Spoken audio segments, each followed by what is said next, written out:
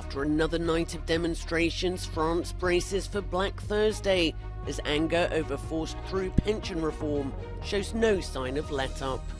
A law aimed at breaking the deadlock between the UK and the EU over the Northern Ireland Protocol has passed in the British Parliament despite a rebellion from some Tory MPs. UK's former Prime Minister Boris Johnson says he never knowingly or recklessly misled Parliament over the parties held during lockdowns, as he's grilled by MPs. Russian drones have hit a school, killing at least 4 people in the Kiev region. One of them was the ambulance driver that arrived at the scene.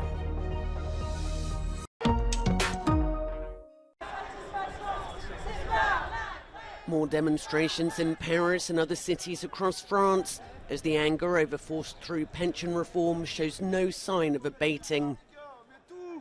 Protesters picked their way through rubbish-strewn streets. The strike by refuse collectors in the capital has been going on for weeks. And more protest action is expected today in the latest national mobilisation. Ports, oil refineries, petrol stations, transport and schools are all set to be blockaded or disrupted. In a televised interview on Wednesday, French President Emmanuel Macron defiantly vowed to push through the controversial hike in the pension age to 64, saying he was prepared to accept unpopularity in the face of sometimes violent protests. Je vous le dis en responsabilité, moi je ne cherche pas à être réélu, je ne le peux pas constitutionnellement. Mais entre les sondages et le court terme et l'intérêt général du pays, je choisis l'intérêt général du pays. Et s'il faut derrière endosser l'impopularité aujourd'hui, je l'endosserai. While Macron says his reforms are not a luxury but a necessity, unions, opposition politicians and other opponents are insisting they want the retirement measures withdrawn and are willing to support Black Thursday to get their way. A law aimed at breaking the deadlock between the UK and the EU over the Northern Ireland Protocol has passed in the British Parliament, despite a rebellion from 22 government MPs. 515 voted for and 29 against. The measure aims to ease post-Brexit trade between Great Britain and Northern Ireland, which remains inside the EU's internal market for goods. The passing of the so-called Windsor Framework is a major victory for Prime Minister Rishi Sunak, in a battle with Brexit hardliners within his own party. The reworked protocol is seen as a stepping stone to improve overall relations with the EU. But it's deeply unpopular with many Northern Ireland unionists who regard it as undermining the region's status as part of the UK. Their DUP representatives voted against it and have indicated that they'll continue to boycott the local assembly until the protocol is further modified. The wider population generally supports the arrangement and the access it gives to the single market. The assurances that UK's former Prime Minister relied upon during the Partygate scandal were flimsy, according to MPs who grilled Boris Johnson on Wednesday. The House of Commons Standards Committee was trying to find out if he intentionally misled Parliament over drinking gatherings during lockdowns. I'm here to say to you, hand on heart, that I did not lie to the House. When those statements were made, they were made in good faith and on the basis of what I honestly knew and believed at the time. When this inquiry was set up, I was completely confident that you would find nothing to show I knew or believed anything else, as indeed you have not. If the House of Commons Committee of Privileges concludes Johnson has deliberately lied, he could be suspended or even lose his seat in Parliament. He is no longer, as soon as I was made aware of the allegation that he is just... In the latest wave of Russian drone strikes on multiple locations in Ukraine, at least 4 people died after an attack on this student residence in the city near Kiev. It came just hours after Japan's Prime Minister left the capital. At least 4 people also remain missing, and there could be more under the rubble. Another 7 were injured. Many residents are now leaving the city, like this teacher who described the attack. Це був стрес, просто стрес конкретний, тому що прилетіли шахіди. Комендант з дітьми була у підвалі. Ми там проживаємо, ми вискочили, побігли у підвал.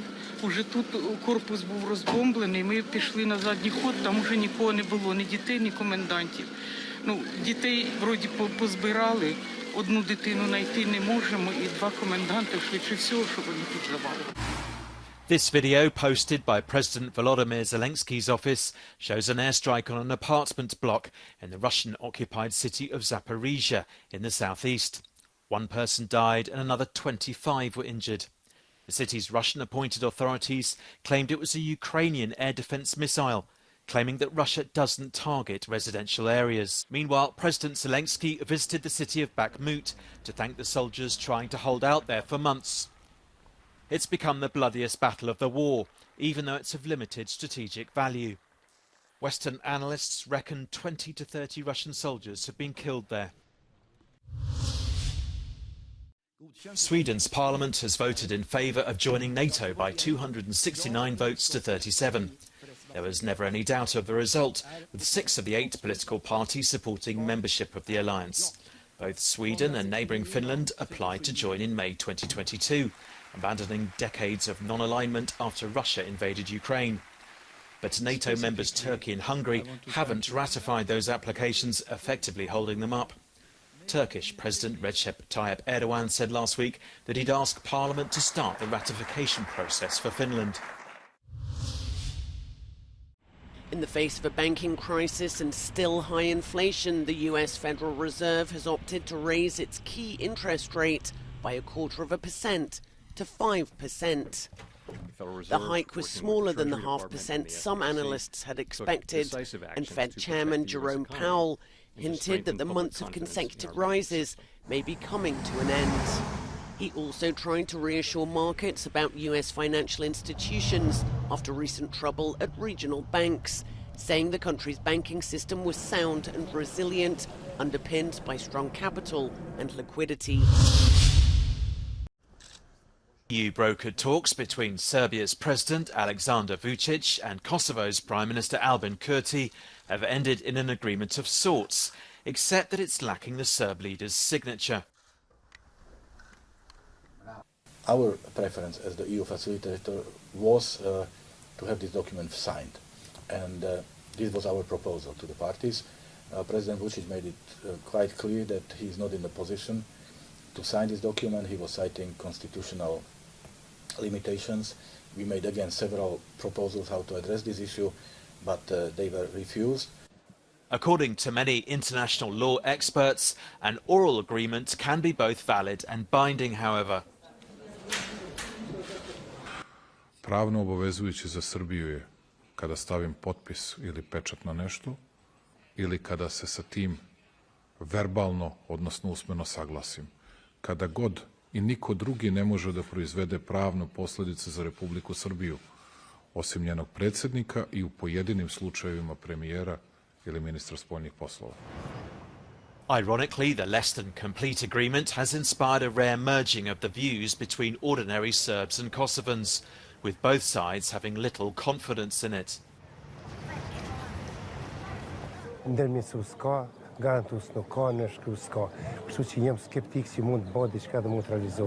vetë faktin që Shtetet e Bashkuara janë të implikuar në Bashkimin Evropian, e shoh si marrëveshje, po marrëveshje pa nënshkrim. Andaj efektin e ka, besoj kjo marrëveshje, mirë po t'ishte nënshkruar.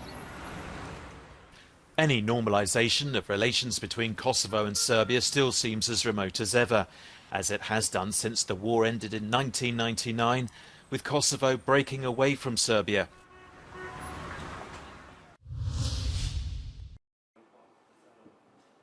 Repairing household devices instead of throwing them away and buying a new one. This traditional way of thinking might just be coming back around in Europe.